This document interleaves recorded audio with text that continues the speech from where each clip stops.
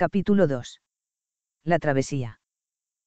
A media tarde, 2 caminantes y un caballo con un botín a lomo se desplazaban por entre las rocas y la maleza que imperaban en centenares de kilómetros a la redonda. Habían tenido que proseguir a pie para no agotar al animal, a riesgo de perderlo y quedar tirados en medio de la nada. El campamento apache se encontraba a apenas unas horas que iban a hacerse muy largas, mientras que los demás habrían llegado mucho antes. Para colmo y fruto de su desvarío, la rehén debía de creerse libre y se había puesto a entonar canciones. La incauta seguía alegre a su captor como encantada con su nueva situación, mientras anudaba los jirones del vestido para cubrir su torso. Alzaba los brazos en alto al oír el trino de los pájaros, se detenía a contemplar insectos y las muy hermosas y coloridas flores de los cactus que abundaban por la zona. Cómo no, se sintió también intrigada por el poco familiar aspecto del indígena. Cuando éste se dio cuenta, la tenía a su lado observándolo fijamente con extrañeza. Parecía llamarle especialmente la atención la pintura que, al igual que sus compañeros, llevaba en el rostro. Una línea blanca horizontal que le atravesaba las mejillas de lado a lado por debajo de los ojos, en contraste con su piel oscura. Por otra parte, ver a un hombre con los cabellos tan negros y más abajo de los hombros no representaba una novedad para ella, puesto que en su casa habían tenido sirvientes y empleados de diferentes etnias. Pero nunca un apache. Este no lucía plumas, sino una franja ancha de tela roja que le rodeaba la cabeza.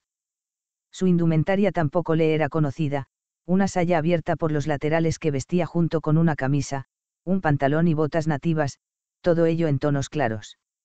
Aparte de sendas ristras de balas en la bandolera cruzada a cuestas y en su cinto para abastecer el rifle mortífero que portaba en la mano.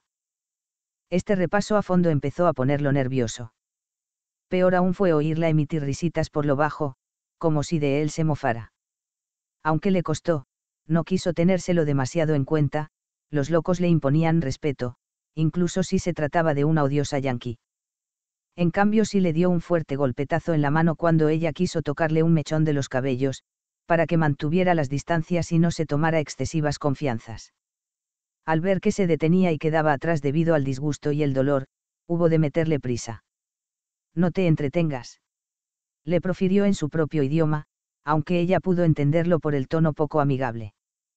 Al menos, lo obedecía. Algo esencial para evitar retrasos, salvo por los continuos canturreos que él empezaba a odiar a muerte. Pero también le servían para tenerla localizada sin necesidad de girarse a vigilarla cada poco. En un momento dado, dejó de oírla. No le prestó mayor atención y siguió adelante. Mejor así, su paciencia dejaría de ser puesta a prueba, pese a que la voz de la muchacha era suave y melodiosa. Hasta que este silencio se hizo más prolongado de lo que debiera. Al darse la vuelta, se topó con todo un inquietante misterio: la rehén había desaparecido. Se apresuró a retroceder al creerla oculta tras las rocas en el intento de evadirse. Y él no estaba de humor para juegos. Supo que no iba a tardar apenas en darle caza, algo que sucedió, en efecto, aunque no de la manera que él esperaba. Encontró a la prisionera, sí, pero desplomada en el suelo, sin sentido por el excesivo calor. Su rostro daba en rojo y respiraba con dificultad, como si algo la oprimiera. Enseguida pudo advertir la causa del problema: el elegante atavío le presionaba tanto los costados que raro era que no hubiese sucumbido mucho antes. Decidió terminar de rasgarle las vestiduras a base de tirones, pero allí no acababan las dificultades: un corsé apretado al máximo, con una larga cinta entrecruzada de arriba abajo. Desenlazar aquella locura le llevaría el día entero, por lo que se valió de su cuchillo para ponerle remedio. Pero ¿cómo podéis respirar con esto? No salía de su asombro. Acto seguido se puso a rebuscar entre el botín, donde encontró algunas ropas, entre ellas, un camisón fino de color blanco que creyó idóneo como indumentaria más ligera, que le cubriese los hombros y le evitase quemaduras a una piel demasiado clara para aquel desierto. Tras retirarle el exceso que llevaba encima, la vistió con este nuevo atuendo. Una vez más, fue a fijarse en las terribles cicatrices, ahora plenamente al descubierto. Se sorprendió a sí mismo preguntándose qué clase de monstruo le habría hecho aquello.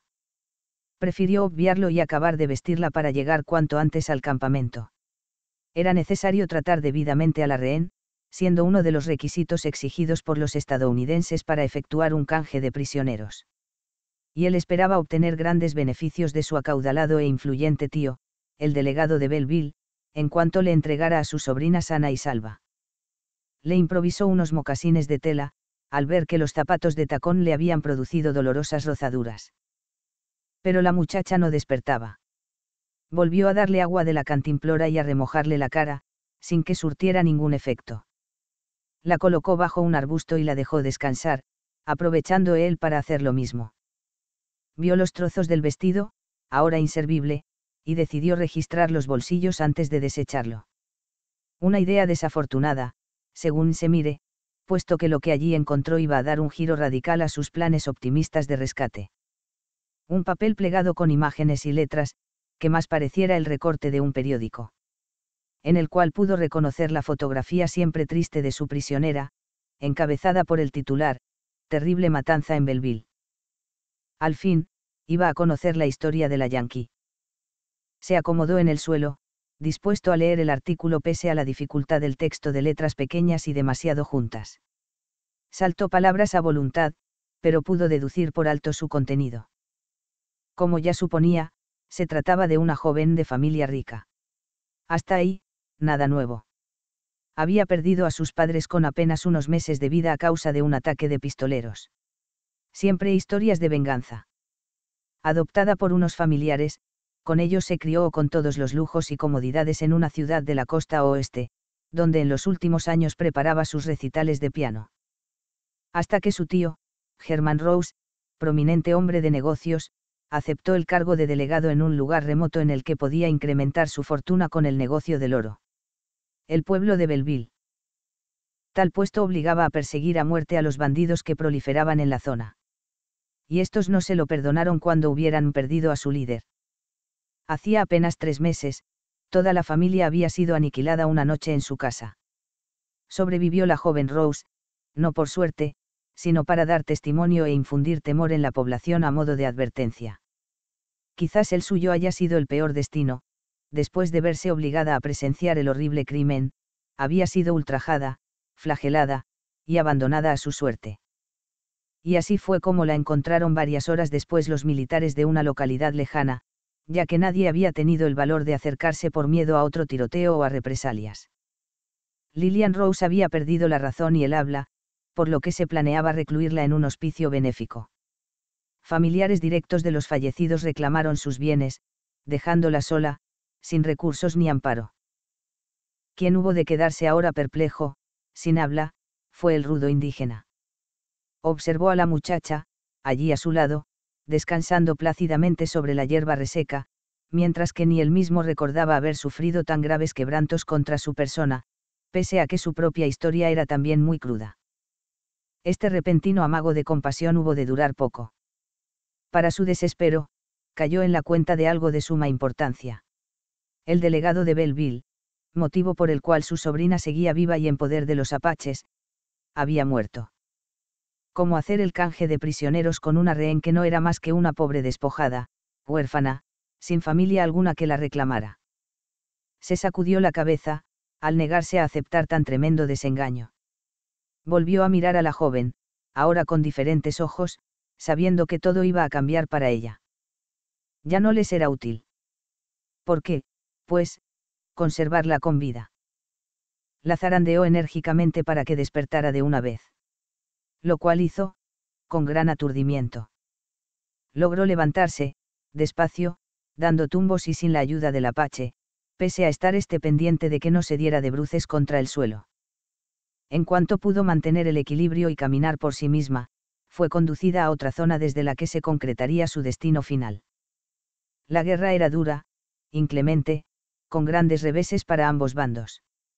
En esta ocasión no era a los apaches a quienes tocaba sufrir.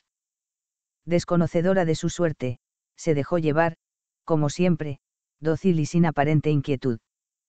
En cuanto se detuvieron, el indígena se colocó a su lado y se agachó ligeramente hasta situar su cabeza a la altura de la de ella, pese a que sus estaturas eran muy similares. Le habló, esta vez en el idioma de la cautiva. ¿Ves aquellas montañas allá al fondo? Apuntó al horizonte. Ve hacia ahí. Sigue esa ruta. Las patrullas de un fuerte cercano te encontrarán. No te desvíes. Siempre hacia las montañas. Ahora vete. Corre.